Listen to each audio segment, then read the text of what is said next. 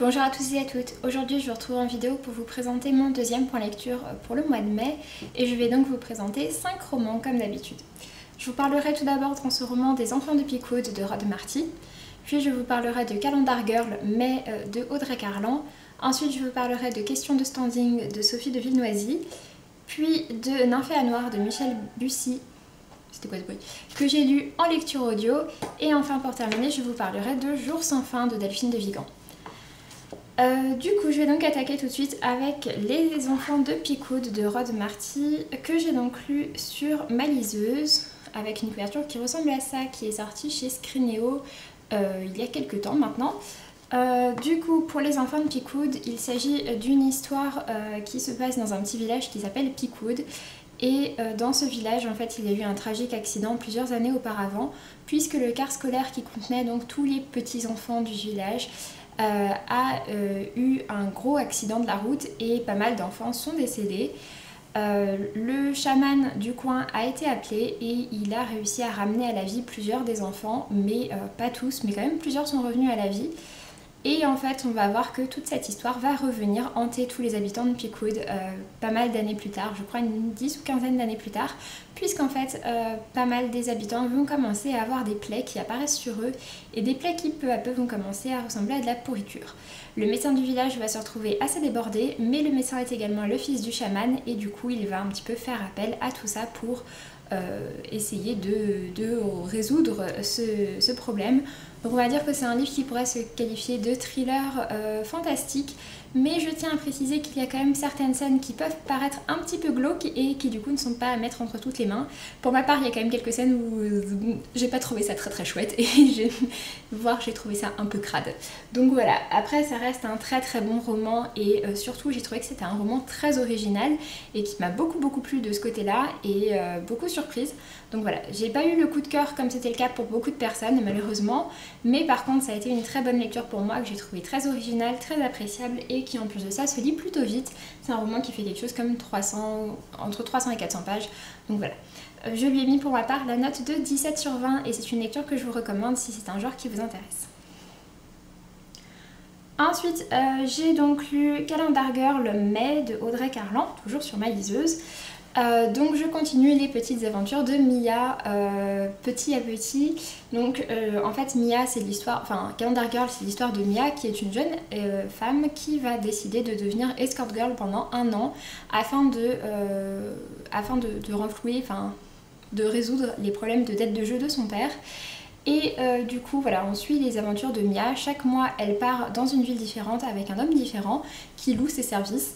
Et pour le mois de mai, c'est un mois un petit peu particulier puisqu'en fait c'est un mois qui va plutôt s'apparenter à des vacances pour Mia, puisqu'en fait l'homme qui a décidé d'acheter ses services est un créateur de maillots de bain et il lui demande absolument pas de lui servir d'escort girl, mais juste d'être mannequin pour poser avec ses maillots de bain. Donc voilà, du coup Mia va se retrouver à poser à Hawaï pour des maillots de bain et autant dire que pour elle c'est quand même plutôt des vacances. Du coup elle en profite pour souffler un peu, pour se faire plaisir et pour inviter également sa meilleure amie et sa petite sœur. Et du coup je suis d'ailleurs très contente qu'on ait un peu plus vu sa petite sœur puisque c'est un personnage que j'aimais bien mais qui était quand même très survolé dans les autres tomes. On la voit un petit peu plus dans ce tome-ci, après ça reste comme d'habitude des histoires très courtes et donc voilà, ce tome-ci est un petit peu plus léger mais il est également je trouve un petit peu trop porté sur le sexe et du coup bon, il m'a un peu moins plu que certains autres tomes. Je lui ai mis la note de 14 sur 20 mais je continuerai cette série bien entendu. Ensuite j'ai donc lu Questions de standing de Sophie de Villenoisy. J'attends qu'il s'ouvre. Donc voilà, la couverture ressemble à ceci, il est sorti chez De Noël au mois de mai je crois. Et donc il m'a été proposé par Alexandre qui travaille chez De Noël, que je remercie.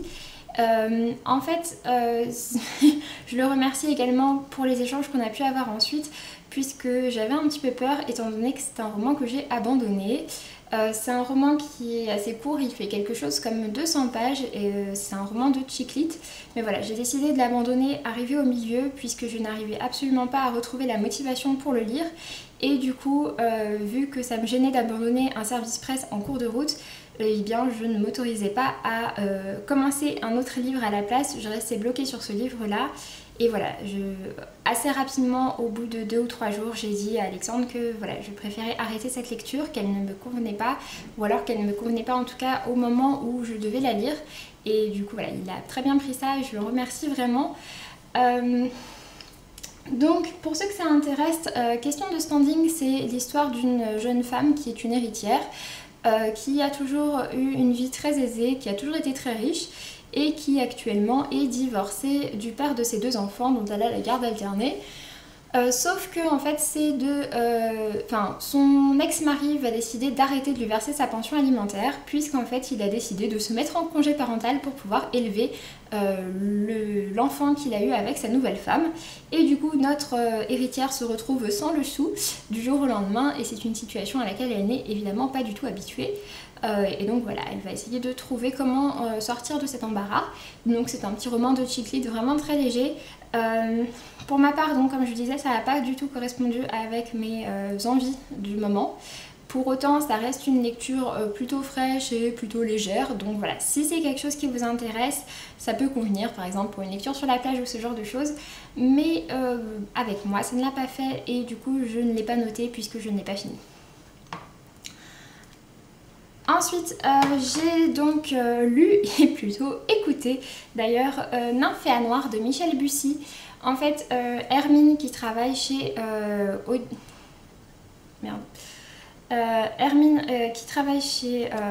Audiolib m'a proposé de me donner en fait 5 crédits pour avoir accès à 5 livres audio au choix dans le catalogue. Et du coup j'ai décidé de commencer avec Nymphéa Noire, donc du coup sur Audible.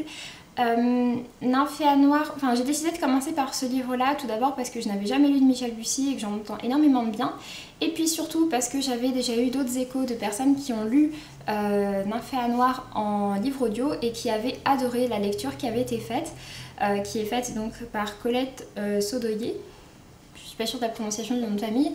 Et du coup voilà, les avis sur la lecture étaient vraiment excellentes et vu que voilà, pour moi c'est quelque chose de très important quand même quand on lit un livre audio, du coup j'ai décidé de me fier à leur avis et c'est vrai que le livre est merveilleusement bien lu par cette femme.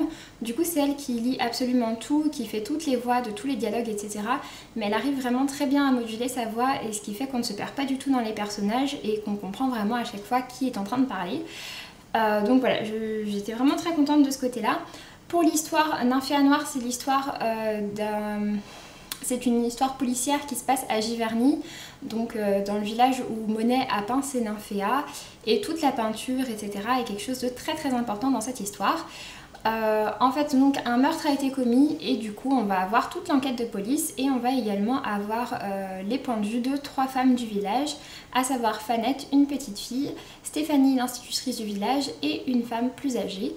Et donc en plus de ça, on a également les points de vue des inspecteurs. C'est une histoire que j'ai vraiment beaucoup appréciée pour ma part, parce que j'ai beaucoup aimé toute la narration, toute la construction qui est faite de l'histoire, et surtout cette fin m'a complètement étonnée, et je pense que je ne suis pas la seule parmi les lecteurs de ce livre, à savoir que je m'attendais absolument pas à ce que ce soit fait comme ça, et on comprend vraiment du coup la narration et à quel point elle est excellente. Ça donne presque envie de réécouter le livre une deuxième fois à la suite pour pouvoir l'écouter avec le point de vue de quand on a la fin, parce que c'est vraiment une fin juste magistrale et du coup ça m'a vraiment beaucoup plu. Au point que j'ai mis la note de 19 sur 20 à ce livre. Et voilà, si vous voulez vous lancer dans le livre audio, je vous recommande fortement de commencer par celui-ci. Même si c'est un livre qui est vraiment long en livre audio, il fait quelque chose comme quasiment 14 heures de lecture, ce qui peut paraître un peu long. Mais la narration est juste extrêmement bien faite et je suis très contente d'avoir pu le découvrir. Et ensuite, pour terminer, j'ai donc lu Jour sans fin de Delphine de Vigan, publié aux éditions J'ai lu. C'était le dernier roman d'elle qui me restait à lire et c'est également son plus court et son premier roman. C'est celui que j'ai décidé, que j'avais un petit peu repoussé puisque c'est également un de ceux qui a les thèmes les plus durs, puisqu'en fait Jour sans fin est l'histoire est un roman qui est catégorisé comme autobiographie, même si le personnage principal que l'on suit a un prénom qui n'est pas celui de l'auteur, mais voilà, ça reste un roman catégorisé en autobiographie. Et c'est donc l'histoire de Laure qui est une adolescente, une jeune femme qui a je crois une petite vingtaine d'années et qui est anorexique.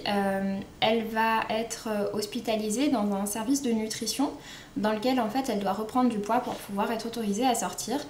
Et du coup voilà, on a vraiment son combat contre l'anorexie et pour reprendre du poids. C'est un roman que j'ai beaucoup apprécié dans le sens où je l'ai trouvé très vrai et je trouve qu'on sent vraiment que Delphine de Vigan est... Enfin voilà, même si je sais pas finalement si elle a été touchée ou pas personnellement, on sent vraiment que c'est une maladie qu'elle comprend et qu'elle connaît et voilà, surtout qu'elle connaît et du coup c'est très bien fait, c'est fait de manière très réaliste. C'est un roman qui est assez dur, qui est vraiment court, il fait 125 pages, mais qui est assez dur et assez frappant par ses thèmes et ses très nombreuses citations. Pour ma part, vraiment, je l'ai trouvé déjà extrêmement bien écrit. C'est le premier roman de Delphine de Vigan et au niveau de l'histoire, de la narration, c'est juste excellent déjà. Et voilà, j'ai beaucoup apprécié. Après, ça reste une lecture difficile. Il y a des moments joyeux, c'est pas juste de la déprime tout le temps, hein. Il y a des moments joyeux, mais c'est vrai que ce n'est pas la majorité. Et en général, dès qu'il y a un moment joyeux, derrière, il y a quelque chose de moins joyeux qui arrive. Et voilà, entre autres, il y a un petit passage qui m'a beaucoup touchée, beaucoup marqué. Qui est celui où Laure décrit ce qui se passe quand elle est dans le métro. Et en gros, elle dit que dans le métro, il y a deux types de remarques que font les gens quand ils la voient. Il y a les personnes qui font des remarques encourageantes à son égard, mais qui en général les font à voix très basse, ce qui fait qu'elle ne les entend pas forcément. Des remarques qui vont l'encourager en quelque sorte. Et puis, il y a les remarques méchantes et soi-disant moqueuses, qui elles sont généralement faites à voix haute, que les personnes n'ont pas honte de faire et que pour le coup Laure se prend en plein dans la tronche et je pense que c'est une généralité, que c'est quelque chose d'assez général qui n'est pas forcément lié qu'à l'anorexie.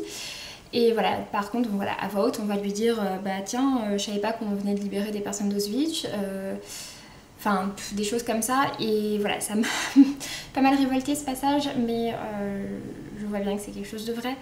Donc voilà, c'est un roman qui est dur, mais qui est très bien fait et que je vous recommande vraiment si vous êtes à la recherche d'une lecture sur l'anorexie et d'un livre vrai sur l'anorexie en quelque sorte, puisque c'est très bien fait. Et ça m'a beaucoup marqué, j'ai mis la note de 17 sur 20. Sur ce, j'en ai donc fini avec ce point lecture. J'espère qu'il vous aura plu. N'hésitez pas à me donner votre avis sur les vidéos ou sur l'un de ces livres si vous l'avez lu ou s'il vous tente. Et puis pour ma part, je vous dis donc à très bientôt et je vous embrasse. Salut!